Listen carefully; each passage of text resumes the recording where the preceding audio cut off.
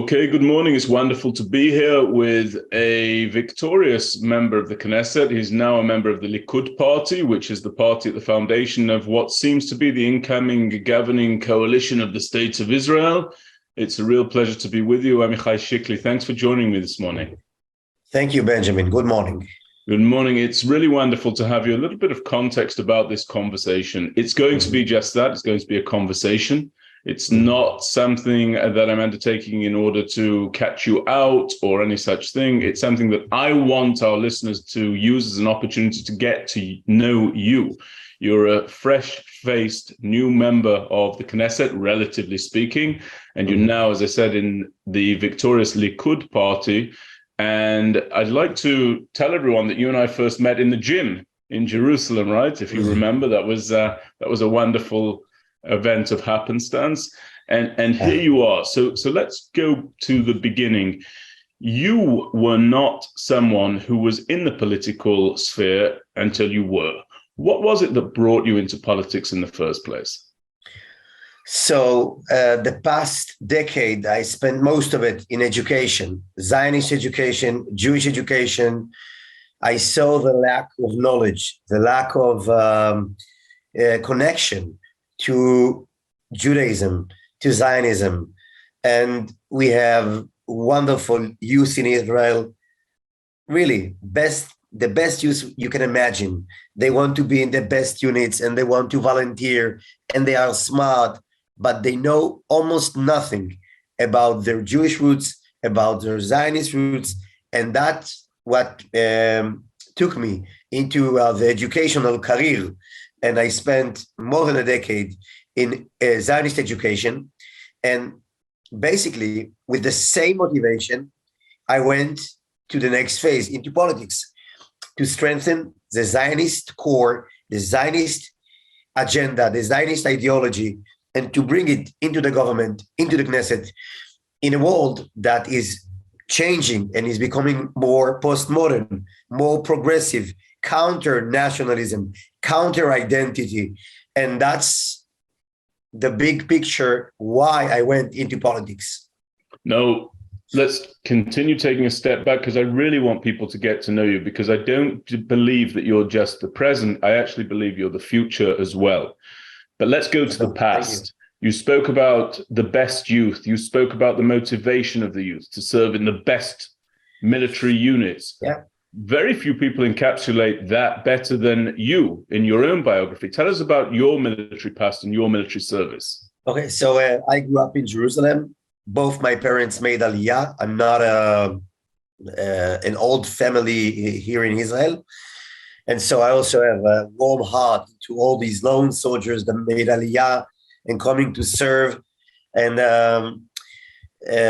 after I graduated high school, I went to a pre-military program, what we called in Israel a mechina, a leadership program, a gap year program. And it was unpopular when I went to that program 20 years ago. And then I served in Golani, one of the best infantry brigade of the IDF. I went into the reconnaissance unit of Golani. We call it Sayeret Golani, for around 5 years. Then I went to serve in the Navy SEALs as an officer that is dealing with terrain training for the Navy SEALs. I went to study my MA, and then I came back. I served in a GOZ unit.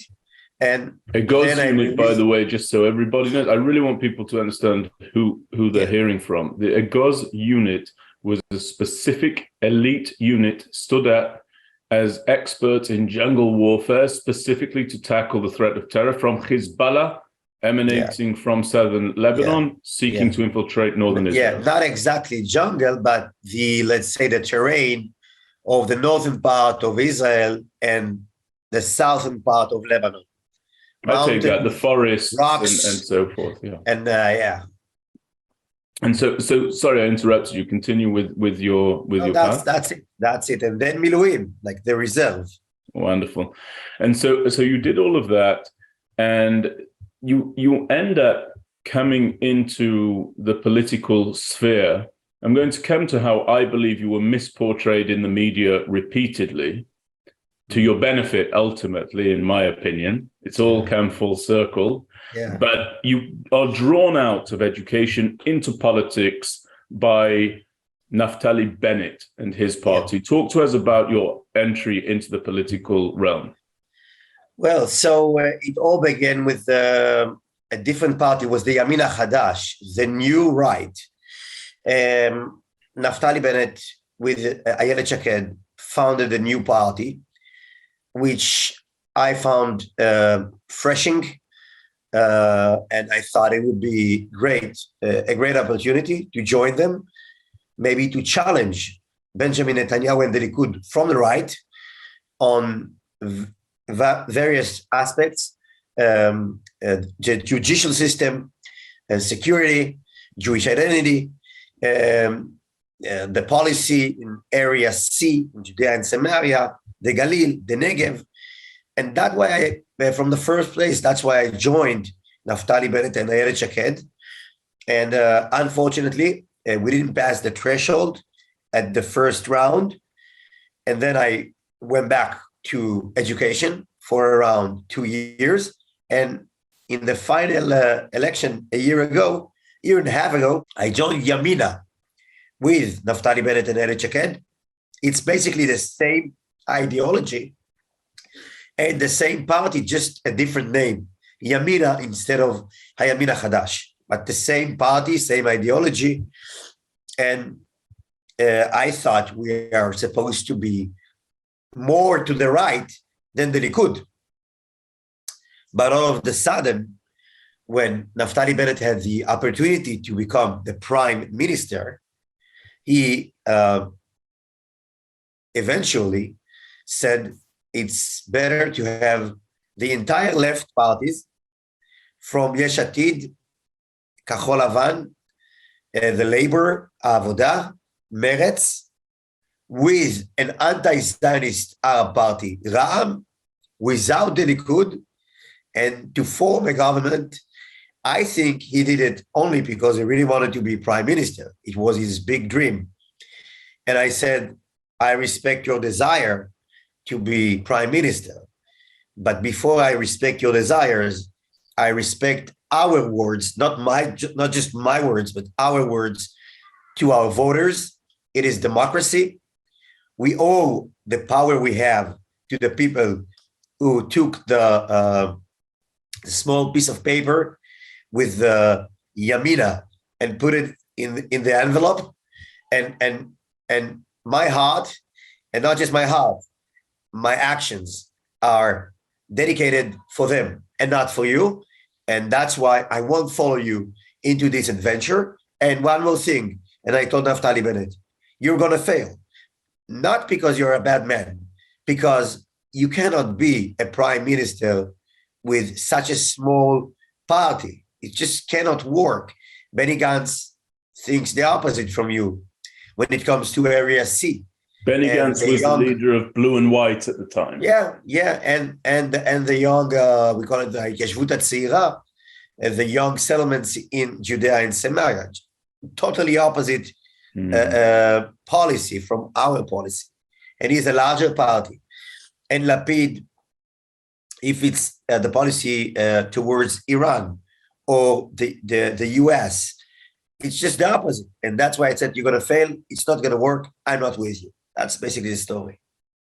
And so just again, to give our viewers and our listeners a little bit of context, Naftali Bennett, who, as you said, came into the right of Prime Minister Netanyahu at the time, campaigned to the right of Prime Minister Netanyahu at the time, was never expected to become the prime minister, did in a feat of coalition and parliamentary mathematics, but his bedfellows in the coalition included the parties you mentioned. Just to give the names of the head of those parties, it was Mansour Abbas, Benny Gantz, Yair Lapid, Merav Michaeli, and at that time, I believe... Nitzan Horowitz, Meretz.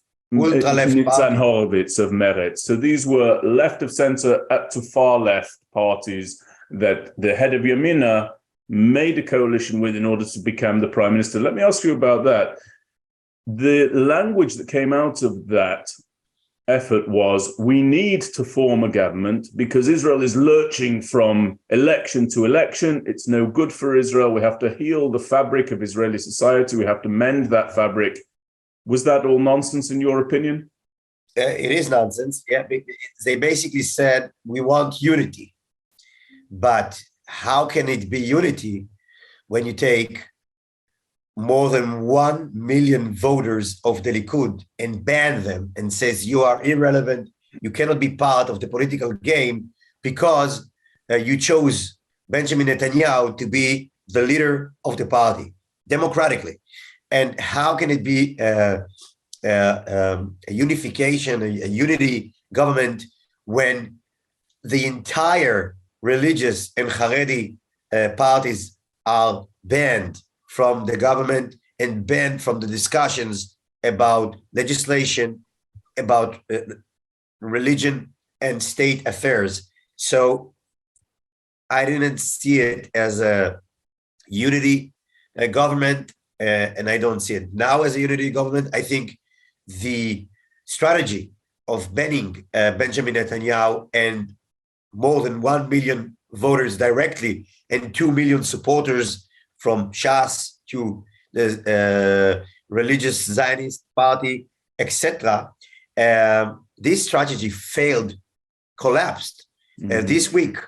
And I think it is a lesson for the left and for the center for following years. So let's continue to look back before we turn forward into the future. Sure. Once you said to Naftali Bennett, by the way, were you and Bennett close before you came into politics, or did you become close we only knew each afterwards? other. We respected each other. We had some relationship. We weren't close friends, never. Okay. So you come into the political realm. Naftali Bennett does a deal, basically, in your eyes, with the political devil. One could put it that way. I won't call him devil. They're not devil. Just it's different ideology. Okay. I meant politically, right? But I'll take your correction. So they have a different ideology. You do not accept that ideology. And so begins an interesting series of decisions that from the outside, people might say were difficult for you to make. I actually think you made them very easily because I think that you were obedient to your conscience. You start to be slandered in the media.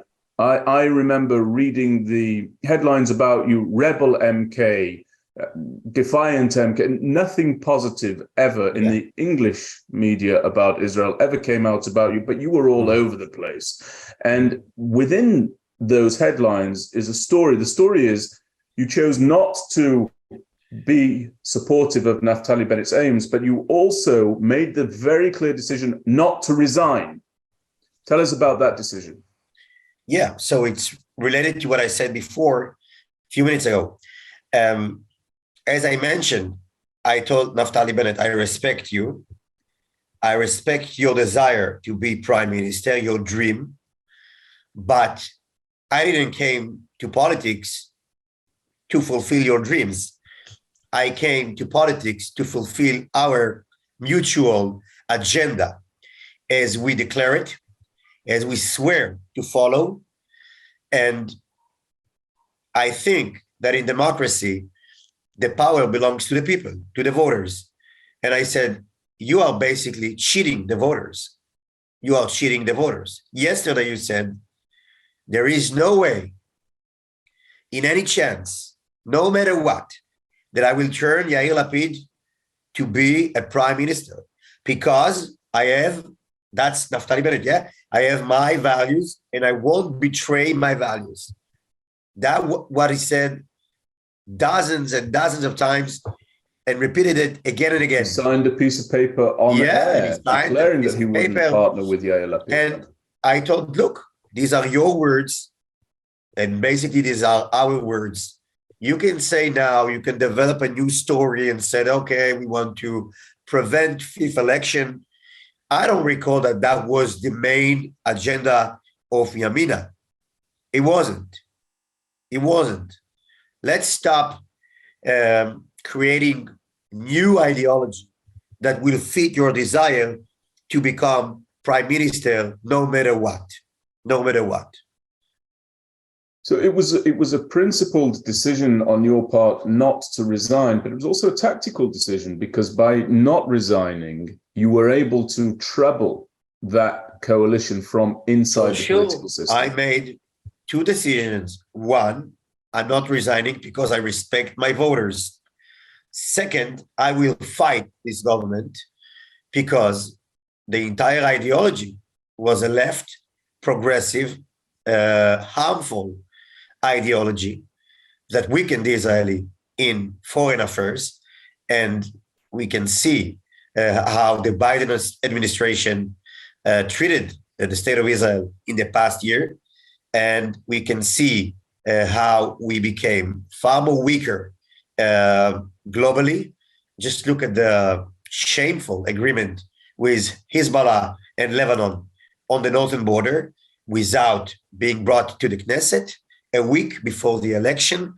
And I can point many other issues. For instance, rapid growth in terror activities in Judea and Samaria, according to the Shabak database. Also, 80% growth in the Palestinian that are taking Area C with the European Union. That's all happened this year because of the policy of this government. And that's why I decided to fight this government as much as I can. And luckily, with the help of Idit Silman and other and Jida Rinawi Zoabi from Meretz, we managed to bring this coalition to an end. But it's certainly, to put a button on this, it certainly was not you who rebelled. It was the party that rebelled. You stood 100%. You stood firm, 100%. and the party was the one that moved and rebelled against the will of its own voters. Yeah, absolutely. So I think you can see the results. Bennett is now resigned, is home. Ayelet Shaked didn't pass for the second time the threshold. She's now irrelevant. The public, the people of Israel, they have they put their say in the election, and these are the results. So let's talk about the public and the people of Israel. There's been tremendous voter turnout when it comes to this election. One would have thought that after a succession of elections in such a small period of time, there might be voter fatigue. Quite the opposite happened. What accounts for that high turnout? Look, when you look at the right wing, it's the first time in the ongoing election, that we are in opposition. And so we can clearly see the results of losing the election. And what's the meaning of minister like Nitzan Horowitz, Benny Gantz, and many others, and what's going on with the Arabs, anti-Zionist, pro-Palestinian Arab list in the coalition, in the government, blackmailing the budget of the state, funding the most radical organization, anti-Israel organization in the civil society, like Ajik, like the Islamic Youth Movement, like more organizations that are basically acting against the state of Israel. And so it created a huge awareness and motivation to go and vote. And also the fact that people are fed up with the election, said, okay, once and for all, we want a clear victory. And Lieberman, with his almost anti-Semite campaign ideology against the Haredi society, his policy to bring them, to put them down, to legislate rules directly against the Haredi public.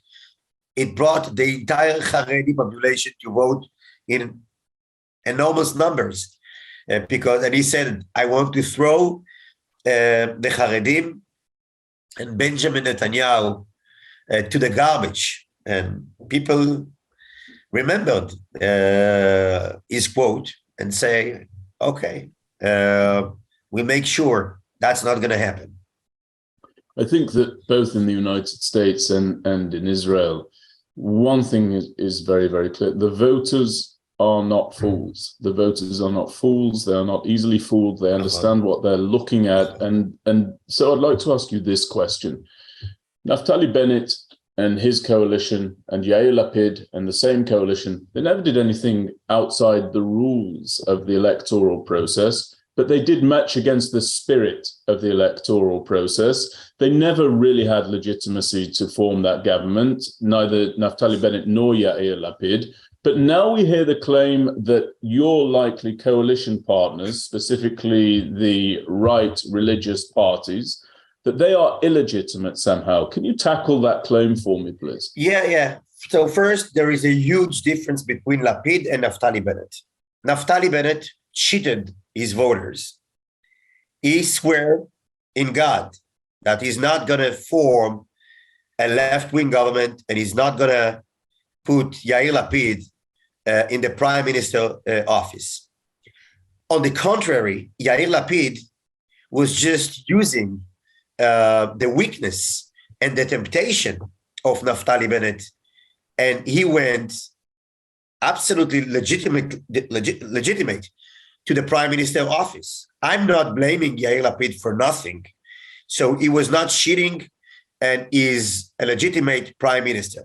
But the way he acted from the moment he went into office was just like he's acting in his own political party.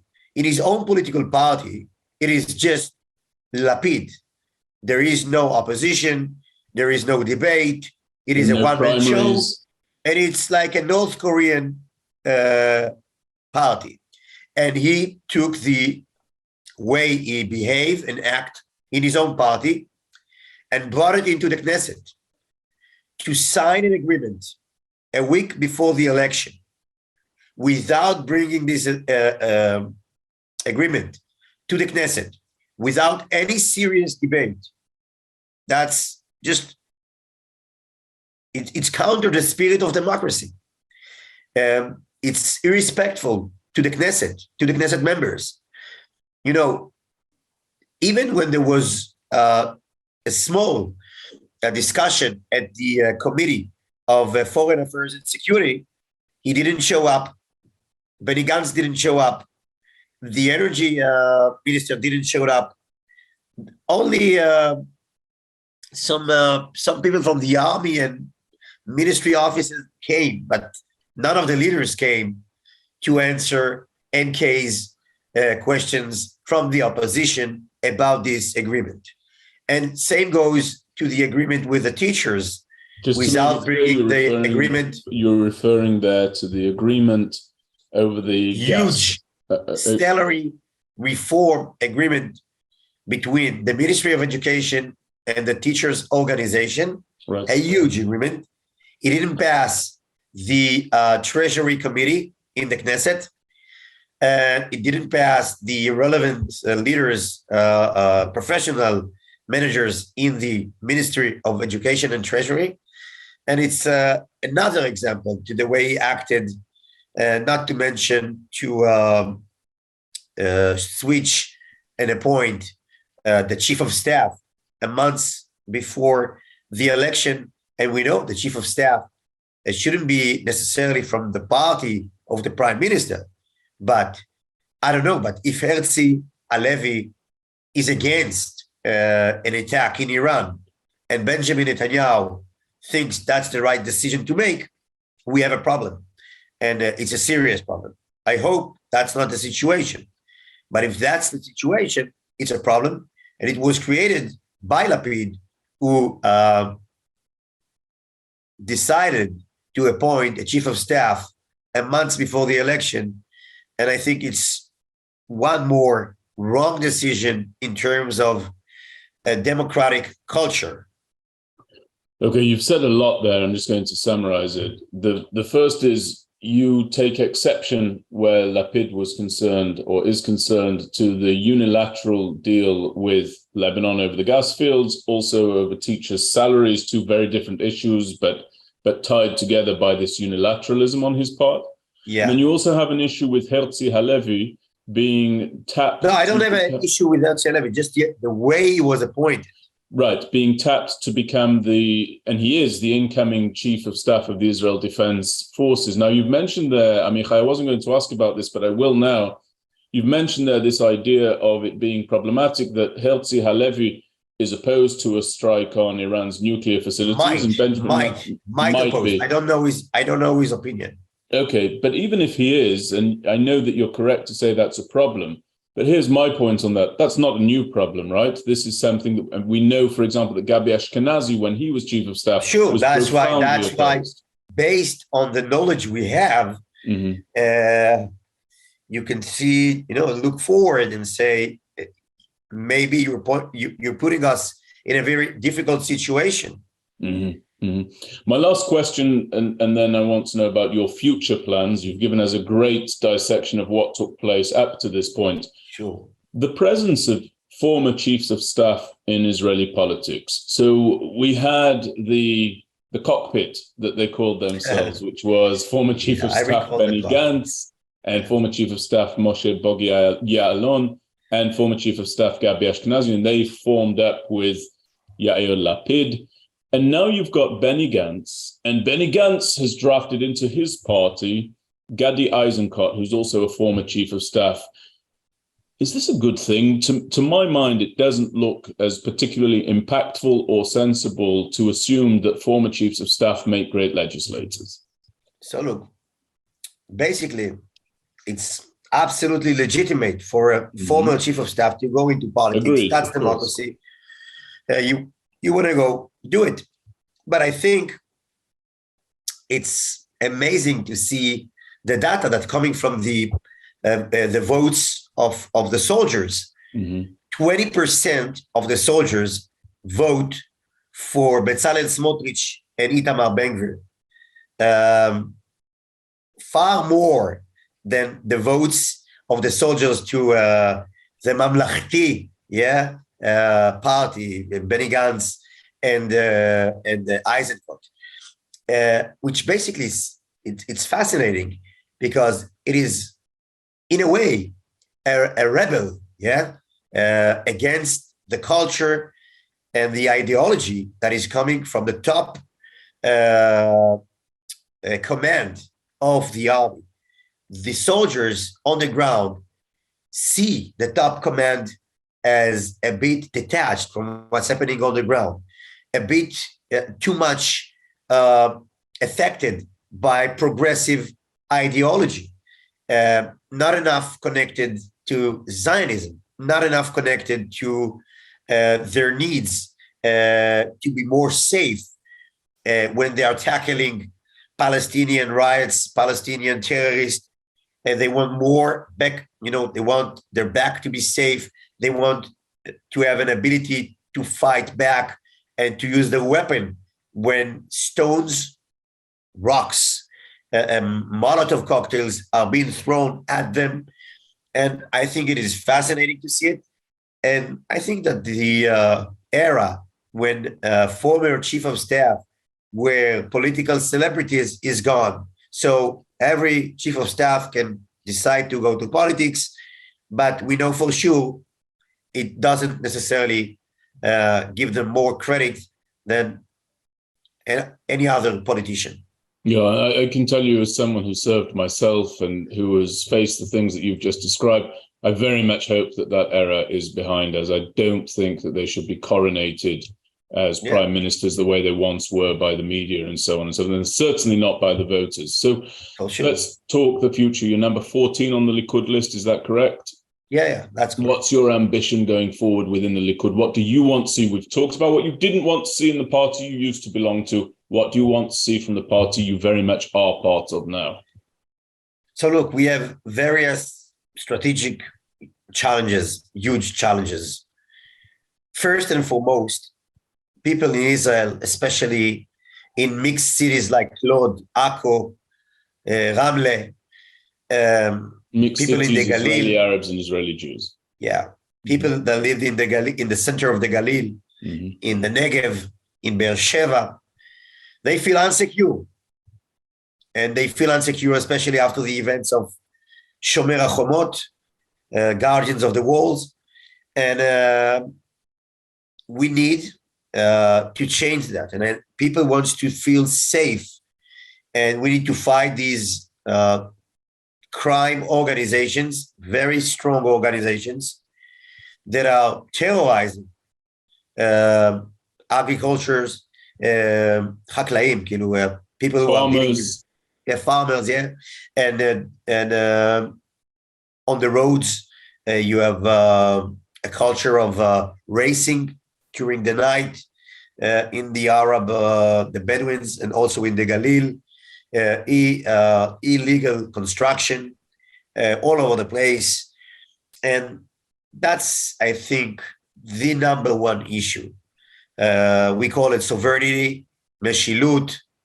That's the number one challenge. If we're not gonna do major actions and if you're not gonna see a major change in this specific issue, so there is no reason, no justification for this new government. Second, we want to bring Israel back to its former position as a leading power in the Middle East, as a leading global power. We want to see new agreements, peace agreements, peace agreement, not giving up more lands to the enemies, but peace agreements, for instance, with Saudi Arabia and maybe more, to strengthen the coalition against Iran that is dealing now with a very, very tough protest, the Masha Amini protest. I think it is a huge event. And I think that the US current government is not doing enough to support these protesters, and some of the people in this government are actually harming the ability to support this very, very important process. Look, from 1979, we haven't saw a real threat to the revolution, the Khomeinistic revolution in Iran. I think this is the first time. That's a huge strategic opportunity for both the US, Israel, and the entire Sunni moderate coalition in the Middle East.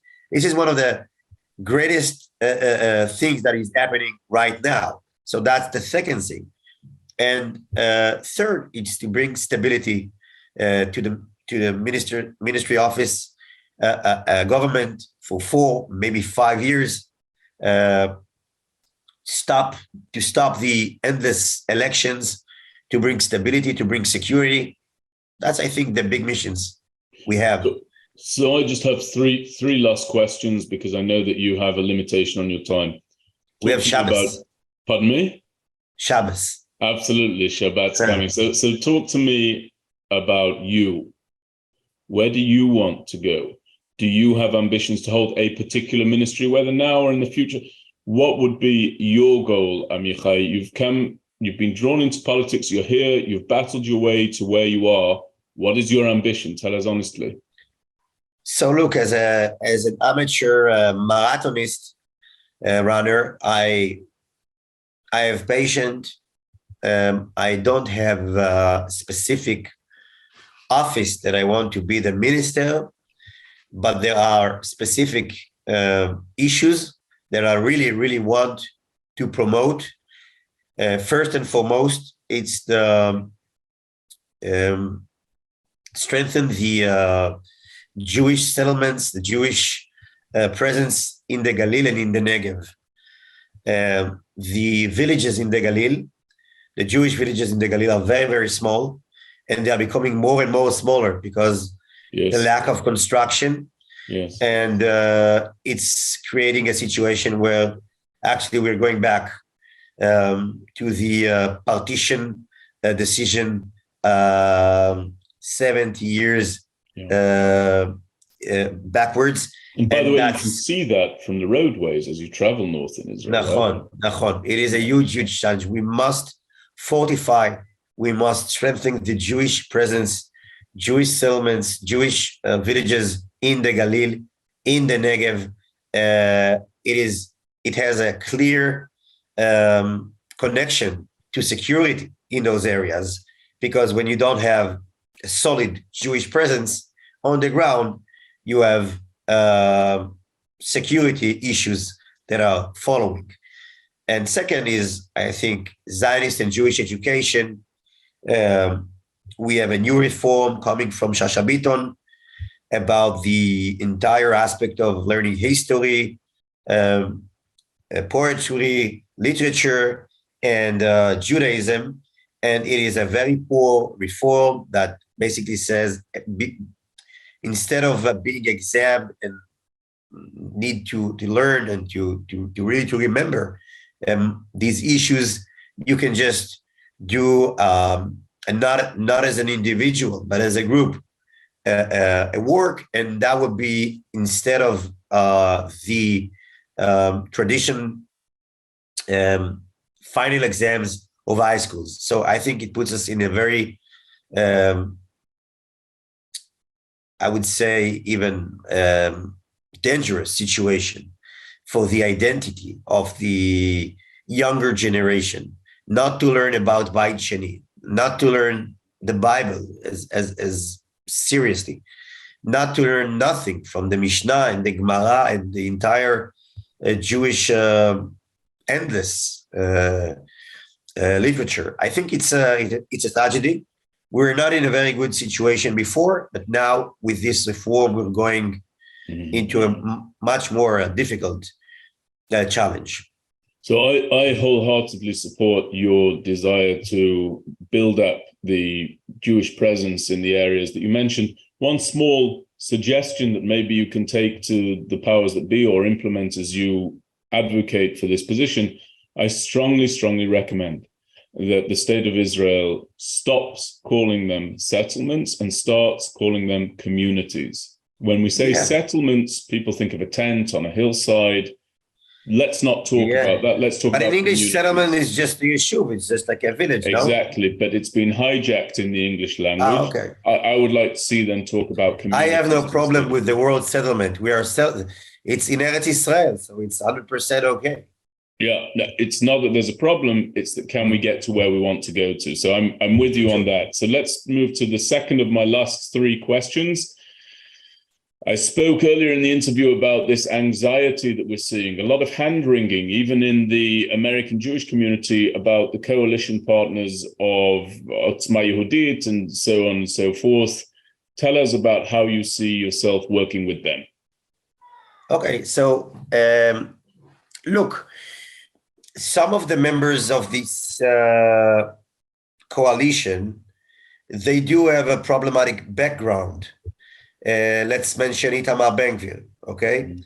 I'm not saying that these quotes from 20 years ago are okay. They're not okay.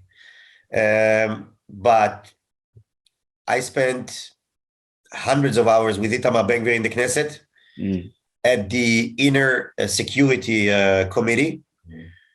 I don't think that he is racist. I don't think that his quotes from 20 years ago are relevant. He's changed. He's far more moderate. He's far more responsible. And he's, I think, the people that will meet Itamar Ben-Gvir and will actually speak to him or will follow his interviews in the past year, they won't see anything that is illegitimate. He is on the right side of the map. But I see his opinions, his current opinions, as legitimate. He wants to have a more tough policy when it comes to crimes, what's going on in the Galil, the Negev that I mentioned before. And I see it as a legitimate policy. About the Haredim, So, as we know, Haredim, they are divided to many, many groups. And Shas, for instance, the Sephardi community of Shas, they are very much Zionist. They learn Limudei Liba in their system of education. So, and we do have a challenge with some of the groups in the Haredi society, like the Gur Hasidut and other that are they are behind in terms of Limudei Liba, in terms of learning math, English, etc., etc. And it is a challenge. It is a challenge. We cannot ignore it. But they are just one part of the coalition, and you have the main part, which is a liberal, right-wing, biggest party of Israel, which is the Likud. Mm-hmm. And we are the main power, and I think we are responsible, and we know what to do and how to balance the different parts of the coalition. And for also, it's important to mention that if there were not a ban, a boycott against the Likud and against Benjamin Netanyahu, we can have more partners to this coalition. But it's their choice not to join. So, Amichai, my last question for you, I'm looking at the bookcase behind you, and I remember from my conversation when I interviewed you in the Knesset earlier in the year, you are part of the Likud party. You're not somebody who is wearing a kippah at this moment, but it's very, very clear that your positions are informed by and infused with Judaism. Tell us about the role of Judaism in your life and the role of Judaism in your life as an elected official. Yes, so my liberal and humanist perception on life is coming from Judaism, from my Jewish identity. And even when I looked right here, I have the books of John Locke.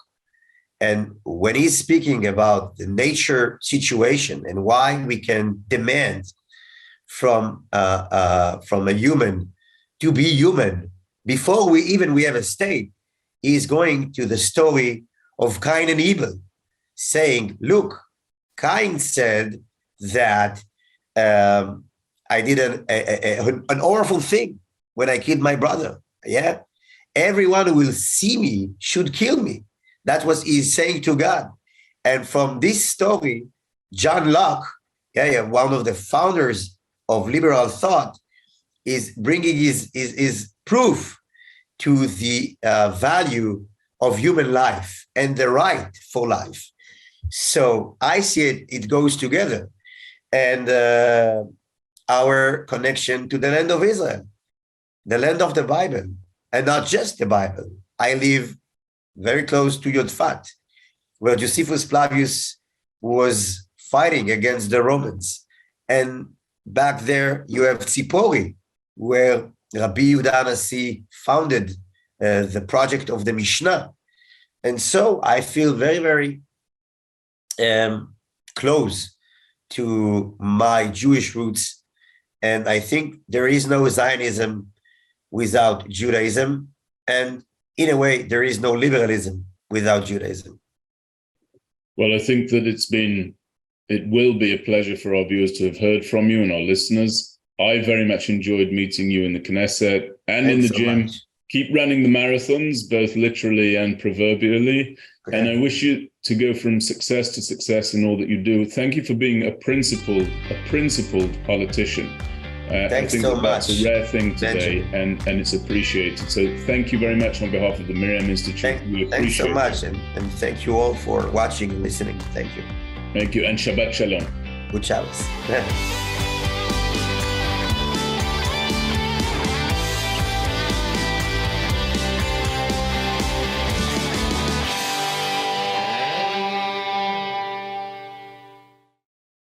We would be pleased to send a complimentary DVD of this program to anyone who wishes to support JBS with a tax-deductible gift of $36, double chai or more.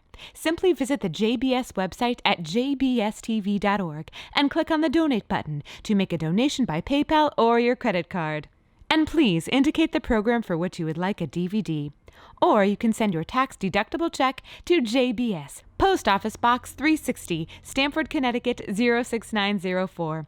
Or you can call the JBS Pledge Line at 833-MY-JBS-TV. That's 833-695-2788. And again, please remember to indicate which program you would like to receive with our compliments.